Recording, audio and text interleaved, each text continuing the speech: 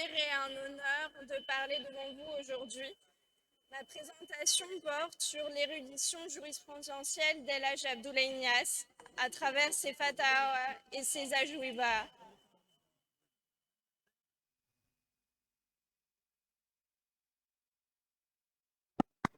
Allah.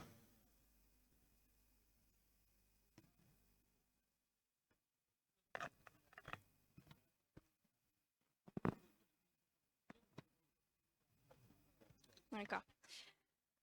J'aimerais commencer cette présentation par une citation du biographe saharien d'El Hadj Abdoulaye Niasse, Mohamed Ibn Abdallah Ibn Sidi Mohamed Al-Sahir Al-Ralawi, dans laquelle il vante la remarquable maîtrise de la science du fiqh d'El Hadj Abdoulaye Niasse.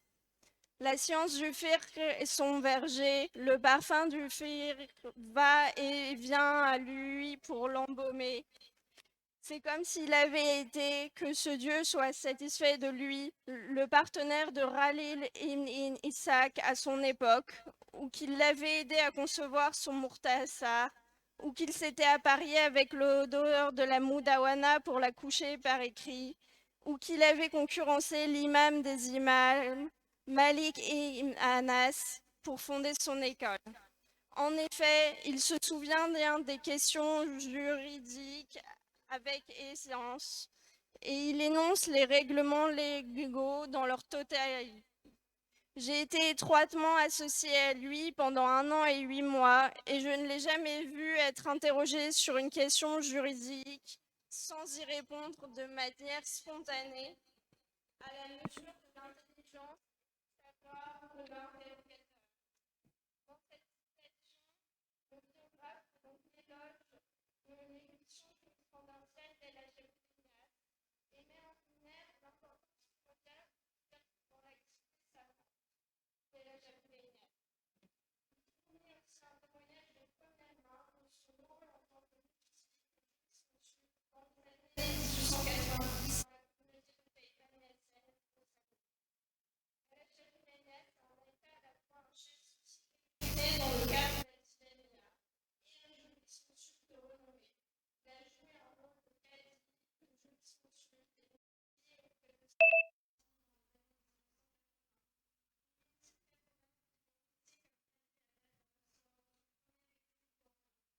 mais en dehors de ses charges de quasi, il poursuit tout au long de sa vie des activités d'instruction religieuse, de direction spirituelle et de consultation jurisprudentielle, dans les communautés religieuses dont il a la charge.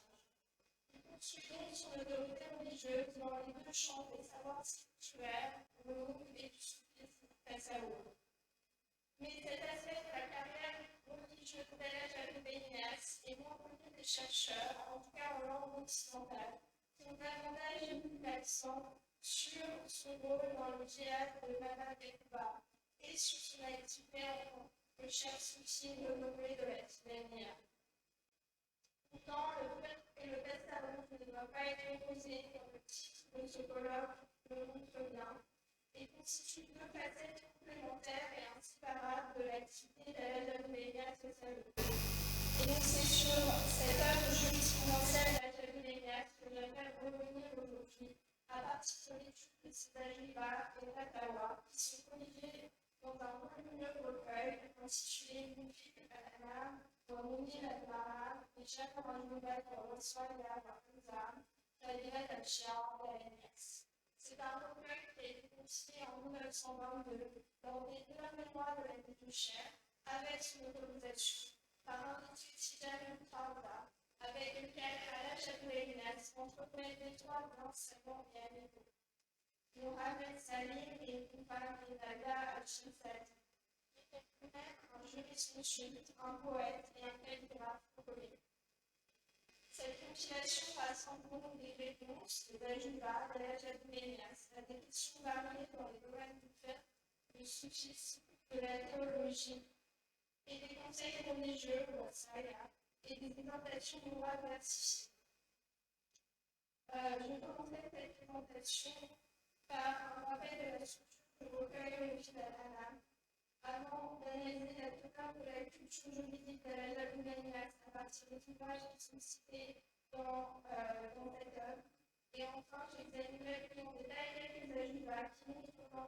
Jabolenias articule le cœur des lois musulmans, mais aussi les coutumes au et à l'âme dans sa partie exponentielle. Ce recueil a donc été compilé dans les derniers mois de la vie du savant afin de faire bénéficier la postérité des conseils et des réponses du chef, rassemblés dans un unique monument littéraire et savant. Il s'agit principalement de textes qui ont été composés à l'origine par El Jabolenias lui-même, sauf un texte qui est composé par son propre âme, Omar al-Malik, et qui a été présenté par Ousmane Derwalier. Ces textes ont été utilisés par le législateur personnel d'El Jabolenias. L'œuvre est structurée en trois grandes parties. La première partie réunit les réponses juridico-religieuses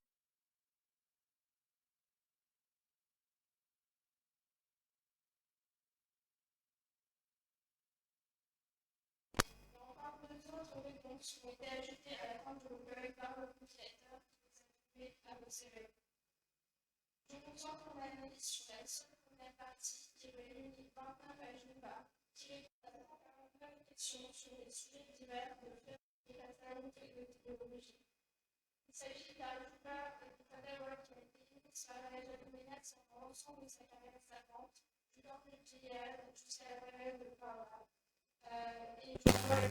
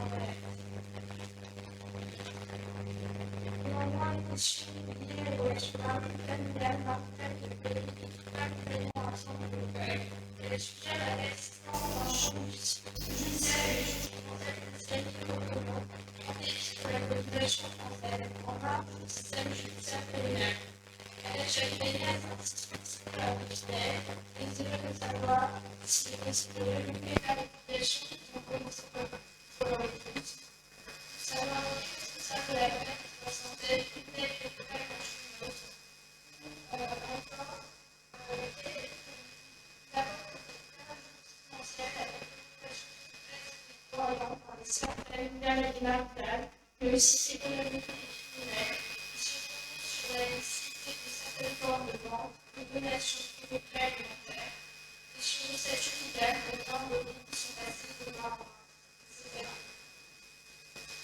Il faut aussi souligner qu'il ne s'agit pas dans ce recueil seul résultat des catalogues qui ont été prononcés par El Jabolenias. Comme le souligne le compilateur lui-même, voilà ce que nous avons pu obtenir des réponses de ce grand maître et savant d'une intelligence rare, et il m'a informé qu'il en restait encore beaucoup. Et de fait, j'ai pu repérer, avec l'aide d'Ousmane Diao, des fatwas et des documents juridiques d'El Jabolenias qui ne sont pas comprises dans ce recueil. À titre d'exemple, on peut citer une fatwa versifiée sur la question de la dot qui est conservée à l'IFA, Mobile الأديات ومبادئ الإشال والأتيات للأدية الدلائنيas, sur laquelle je ne m'étendrai pas. Et on peut aussi citer la célèbre réponse d'El Jabolenias sur la question de la zakat de l'arachide, qui est évoquée par son fils Alhaji Ibrahim Niasse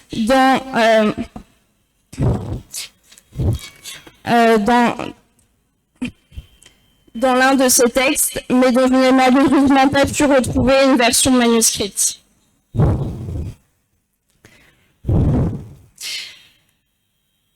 Enfin, j'aimerais souligner que El Jabolenias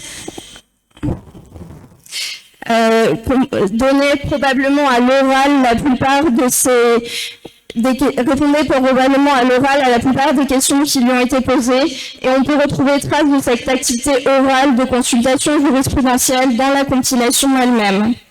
Ainsi, dans la 4e réponse, El Hadj Abdoulaye Niasse déclare « On m'a interrogé à répétition à propos de la décision légale que voici. À propos de la question ardue, c'est-à-dire difficile à comprendre. Est-ce que le mari a le droit de prendre ce qui dérive de la dot, comme ce qui a été acheté avec la dot et les produits qui en résultent? J'ai répondu à l'oral et la question a continué à se répéter une fois après l'autre. Je souhaite donc demander l'aide de Dieu très haut pour répondre à cette question, avec les stipulations du livre et de la sunna et de l'ijma, si Dieu très haut le permet.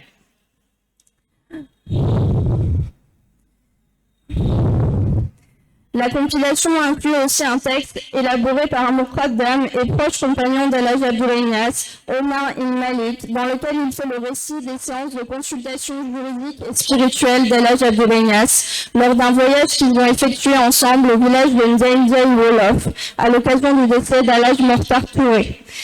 Omar ibn Malik se remémore ici les ajouibas prononcés oralement par son maître dans ce village en réponse aux questions des disciples.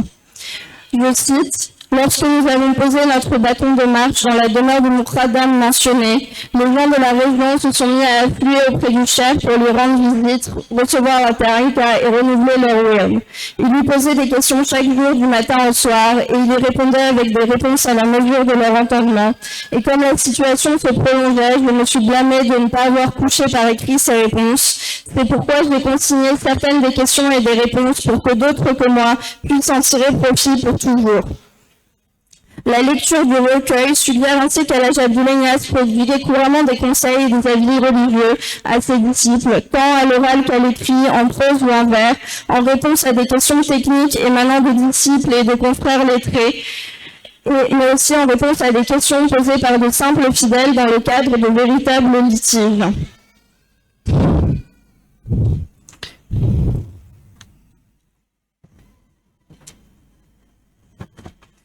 C'est le cas notamment dans la 29e réponse, où un homme interroge El Hadj Abdoulaye Niasse sur la conduite à tout suivre dans le cadre d'une affaire de divorce. Il s'agit en fait de la seconde fatwa qui est émise par El Hadj Abdoulaye Niasse dans le cadre de cette affaire. Il s'agit d'un disciple qui a répudié son épouse et qui manifeste son désir de reprendre la vie conjugale. Et El Hadj Abdoulaye Niasse a émis une première fatwa dans laquelle il expliquait que la formule prononcée équivalait à la prononciation d'une triple répudiation et qu'il s'agissait donc d'un divorce irrévocable, talaq bayin, qui crée un obstacle légal au remariage d'une femme avec le même homme. Mais si l'on en croit à El Hadj Abdoulaye Niasse, le Moustafti, ce mari, ne s'est pas satisfait de son opinion juridique et a fait le tour des juristes pour obtenir un avis favorable, en falsifiant l'exposé des faits, tant et si bien qu'il est parvenu à obtenir l'opinion désirée de la part d'un autre jurisconsulte, et c'est là une attitude qu'El Hadj Abdoulaye Niasse condamne très vigoureusement dans la seconde fatwa.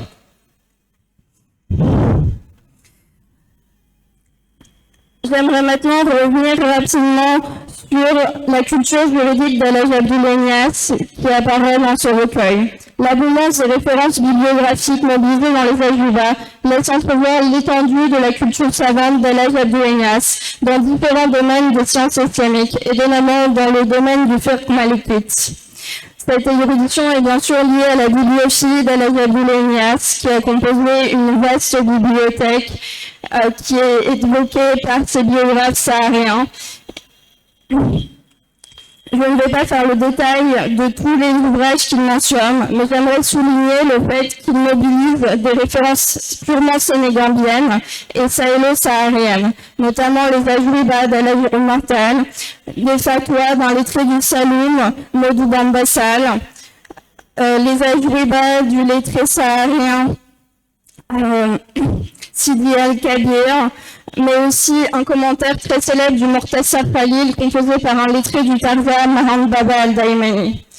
Outre ces références locales, on retrouve dans les ajouibas les commentaires et abrégés des maîtres marocains et égyptiens qui caractérisent la culture juridique de l'Occident musulman après 1400, et notamment le Mortassar Khalil, la Risala d'Ibn Abi Zaïd al-Karouani et leurs nombreux commentaires. Enfin, le le travail de jurisconsulte d'Alhaji Abdoulaye Niasse s'insère dans une activité plus globale d'instruction religieuse des populations du Saloum. Pour le savant, il s'agit, en émettant des conseils juridiques et religieux, de puiser dans la tradition normative du fiqh malikite pour élaborer des solutions à des problèmes locaux.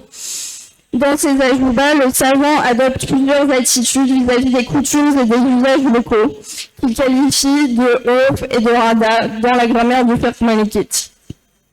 Il travaille à articuler les coutumes locales avec la charia dans le cas où elles sont compatibles, mais il censure aussi certaines coutumes qui sont jugées contraires à la charia. Les pratiques locales du Saloum apparaissent ainsi nettement au cœur de plusieurs ajouba. Par exemple, dans la 17e réponse, Elhadj Abdoulaye Niasse est interrogé par un confrère lettré à propos d'un phénomène de sorcellerie qui est courant au Saloum, mais aussi dans tout le Sahel, ce que le commun des gens appelle des mous, qui consiste donc à sucer le sang du cœur à distance. Elhadj Abdoulaye Niasse affirme ne pas connaître de décision légale à ce sujet et déclare avoir interrogé le mufti maliket de la Mecque, Mohamed Abidan ibn Hussein, qu'il a rencontré lors de son pèlerinage, et qui lui a aussi déclaré que cette pratique n'était évoquée ni dans le Coran ni dans la Sunna. De même, lorsqu'il est interrogé à propos d'une question juridique technique en matière de transactions commerciales, à savoir, est-il permis de vendre de la noix de cola, contre la nourriture avec un délai? Elhadj Abdoulaye Niasse déclare que cette vente est illicite, surtout dans ce pays du Saloum, parce qu'elle fait partie des choses les plus précieuses que l'on mange. La noix de cola, cultivée dans les zones forestières méridionales d'Afrique de l'Ouest, fait en effet l'objet d'un commerce et d'une consommation importante dans la région. Elhadj Abdoulaye Niasse s'appuie sur une citation du juriste Daydan Mohamed Baba al-Daimani pour établir que le droit musulman proscrit la vente à tempérament avec délai des aliments qui est considéré comme une forme d'usure de riba.